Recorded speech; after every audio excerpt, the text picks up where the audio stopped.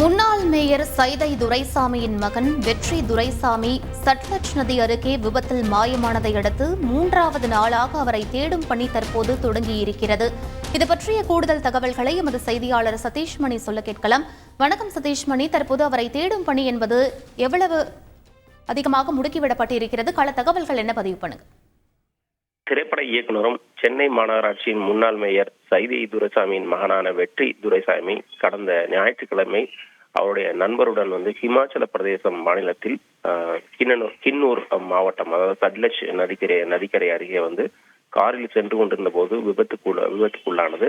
இதில் காரை ஓட்டி வந்த ஓட்டுநர் சம்பவ இடத்திலே பலியானார். மற்றும் வெற்றி துரைசாமியின் நண்பர் கோபிநாத் என்பவர் படுகாயமடைந்து மருத்துவமனையில் தீவிர சிகிச்சை பெற்று வருகிறார்.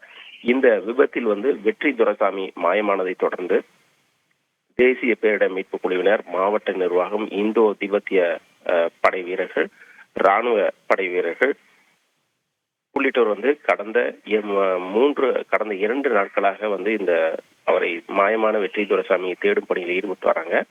கிட்டத்தட்ட ஒரு 100க்கும் மேற்பட்ட வீரர்கள், ஒட்டுமொத்தமாக கிட்டத்தட்ட ஒரு 5-6 படைப்பிரிவை சேர்ந்த 100க்கும் மேற்பட்ட மீட்பு குழுவினர் அந்த தேடுதல் பணியில் ஈடுபட்டு வராங்க. அந்த விபத்து நடந்த பகுதியிலிருந்து கிட்டத்தட்ட ஒரு 15 கிலோமீட்டர் சுற்றளவுல இந்த தேடும் பணியானது நடைபெற்றிருக்கிறது.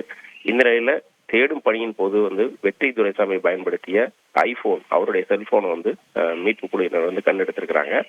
அது தொடர்பாகவும் அந்த கடைசியாக யாரிடம் பேசினார், என்ன பேசினார் உள்ளிட்ட விவரங்களையும் எடுத்துட்டு இருக்கிறாங்க.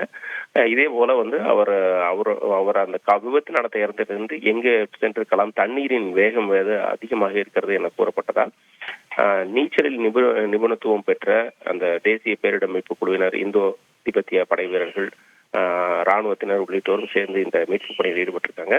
ஏற்கனவே கடந்த 2 நாள் தேடுதல் பணி நிறைவடைந்த நிலையில இன்னைக்கு 3வது நாளாக அவரை தேடும் பணி தொடங்கி இருக்கிறது. இன்றைக்கு மதியம் அளவில் இந்திய கடற்படை வீரர்கள், நீச்சல் நிபுணத்துவம் பெற்ற அந்த டைவிங் ஸ்கில்ஸ் பெற்ற அந்த கடற்படை வீரர்கள் வர இருக்கிறாங்க. தொடர்ந்து மாவட்ட நிர்வாகம், அதே போல மாவட்ட ஆட்சியர் உள்ளிட்டோர் தொடர்ந்து இந்த தேடுதல் பணியில தீவிரப்படுத்தி வராங்க. செய்திகளை உடனுக்குடன் தெரிந்து கொள்ள உடனே சப்ஸ்கிரைப் பண்ணுங்க.